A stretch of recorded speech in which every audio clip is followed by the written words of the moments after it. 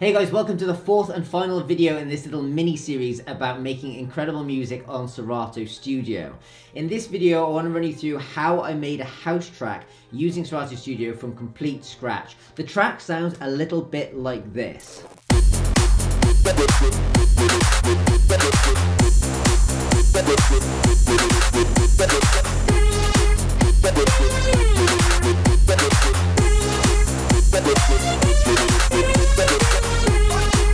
And I made that completely from scratch inside Serato Studio. I'm going to run you through exactly how I went about making it. Let's do it. Okay guys, so let's just get straight into it. So, as you know by now, you build up a full song by adding these different scenes along the bottom. Each scene has something different going on and it correlates to this area up here. Now, I'm going to focus on scene number 7 because it's got the most going on. And it's basically where I started. I just built up a huge track, and then when I wanted to create these other scenes, I went through and took bits away. So, first thing I did was the drums. Okay. So this is a classic house beat, which is a kick drum on every quarter note and a clap on every other kick. It sounds like this.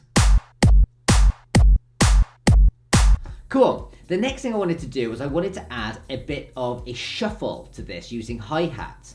Now, I'm not amazing at doing hi-hats, so what I did was I just went and used a sample that I've already got. You can get samples all over the internet. And I went and got this one here, which was a hi-hat loop. If you listen to it, it sounds like this. All you do is you literally just drag it in like this and drop it. Then once it's in, what Serato Studio will do is actually, it'll quantize it so it's perfectly in time with the project you're using, and it'll give you these kind of hot cues where you can set it off. And what you have to do here is you have to basically draw it in. So you're basically going to say, start playing this sequence over here and just keep playing it. So if I was to play this now with just these two things playing, you'll notice it playing. And if you wanted to come in and turn this up a little bit, you can do that. You just come and click on pad 1 and then turn the gain up. Like that. So that's exactly how I added the hi-hat loop. I'm actually going to just delete that for now. So just delete that, yes. And turn on the hi-hat loop at the top here, which is what I had going on. So it sounds like this. So we had a really cool groove going on. Next thing I wanted to do was add a bit of bass. And this is a really cool thing. So my bass sound sounds a bit like this.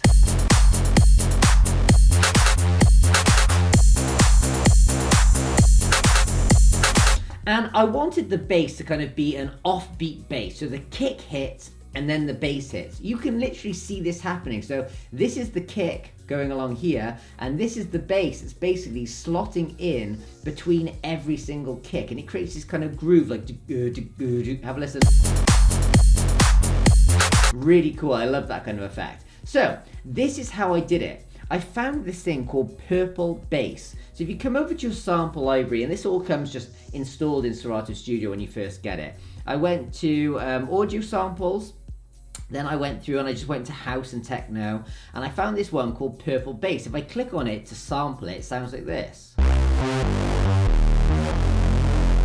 Now, the best thing is, once you've found this sound, you can just drag it up like this, and Serato Studio will basically create these different hot cues for you, which play different parts of it. And if you found a hot cue and you're like, oh, that's not where I want it, you can just drag it to wherever you want it to be. Like that. And create whatever kind of sounds you want. So you can go through and play these if you want. Like that. It's really, really awesome. Now you can kind of play them as notes. Even though it's one really long sample, you can hit the pads and just play it as individual notes, which is exactly what I did here. So I just drew it in the middle. Obviously the kick would be here, so the bass went here. And then I just played around with different sounds. I had this one, and this one. And all together it sounded like this.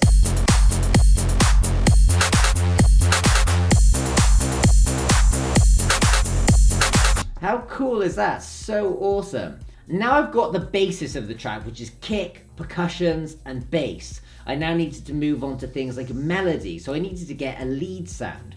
Now I've got this lead sound here, it's called Hellboy. Now let me actually just close this up and show you where I got this. If I go to my instruments here, you can go to lead sounds, and I found it here, Hellboy.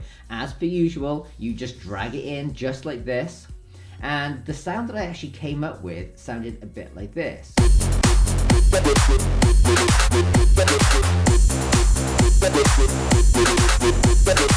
And you may wonder how I came up with this. Well, an awesome thing, as you guys know about Serato Studio, is it puts it in key, so you don't have to worry about writing something that's not going to be in key. It just gives you the notes that are going to fit perfectly with the track you're making. Now, they also give you these pads down at the bottom here, which you can play on your keyboard. And you're probably thinking at this point, yeah, but that doesn't sound anything like it. It's because it's pitched up, so if it's ever really high, you can just hit Z and it'll pitch you down. Or Z again. Or lower again, and if you want to go up, you can click X. Now, in terms of this, I'm pretty sure I just went, so it's this one.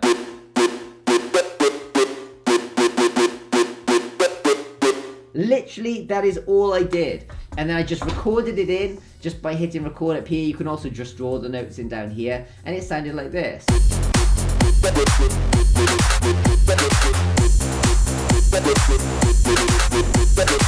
Then, after that, I was like, I still feel like it needs a little bit more, something to add a little bit to it. So, I went and got this sound here. It's called Evolving Reese Bass, okay? Let me just so what I had was I had that muted, so I could run you through. I've just unmuted it there.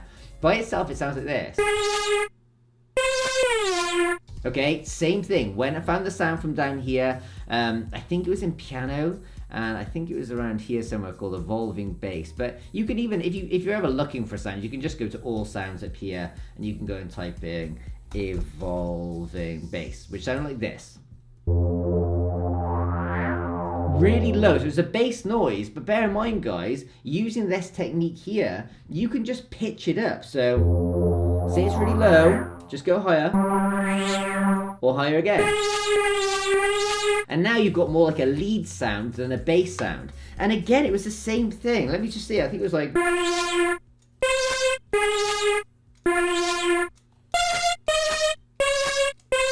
That was literally it. I played it on my actual keyboard.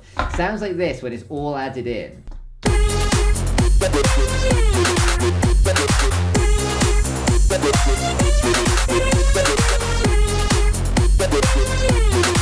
How cool is that? Now, there was one extra thing I actually did to this sound.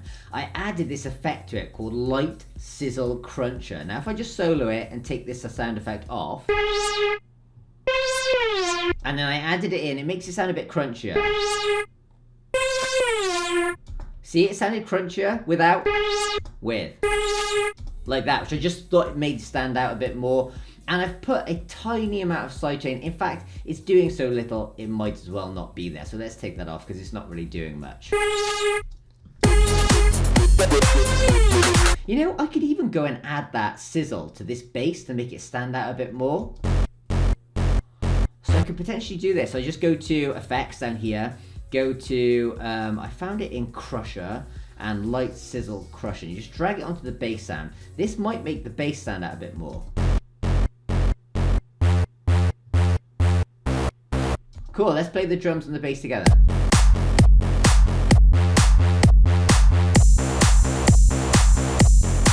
Really like that.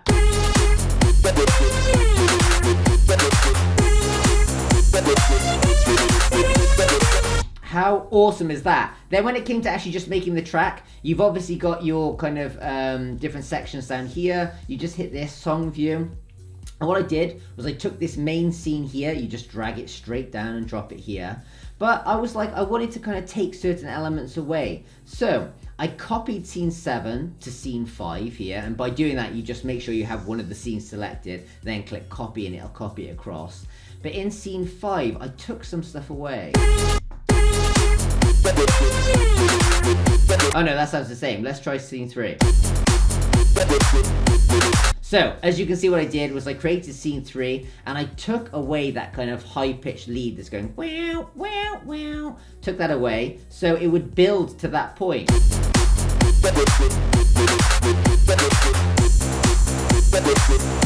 Here we go. And there's one last thing I wanted to tell you about on this project as well. I also created a little bit of a build here.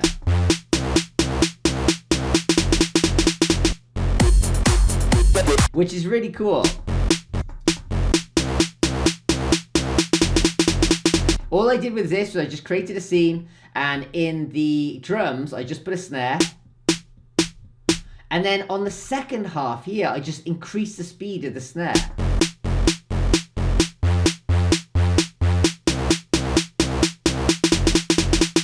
And I put a bit of swing. Without the swing, it would sound a little bit like this. But with the swing, it sounds more like this. And all I did was I kept the bass in there, which kind of led to a bit of a build. There's actually one last thing which I forgot about telling you as well. So in scene 7, I also had this vocal that sounds like this. Again, all it was a sample that I had, which I dragged straight in. And what it does is, as you know by now, it creates different kind of pads with this sample that goes along. So if I hit sample 1, the original sample was like this. But I just wanted one like oi sound, so I just drew it in on the offbeat. And when it's added in, it sounds like this.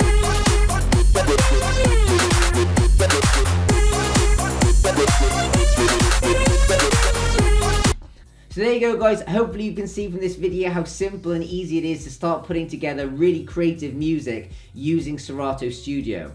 It's an awesome place to start if you are a DJ and you're thinking about dipping your toe in music production. If you're interested in making your first few beats, making a track, or just editing some of the songs that you currently DJ out live, I would highly recommend this software. And if you are brand new and you don't know where to start, hit this video where I'm going to teach you where to start every single track you make moving forward. I'll see you in that video. Click it now. Ciao! Also, get 2 months of Serato Studio for free with the code PhilHarris. The links are directly below the video now.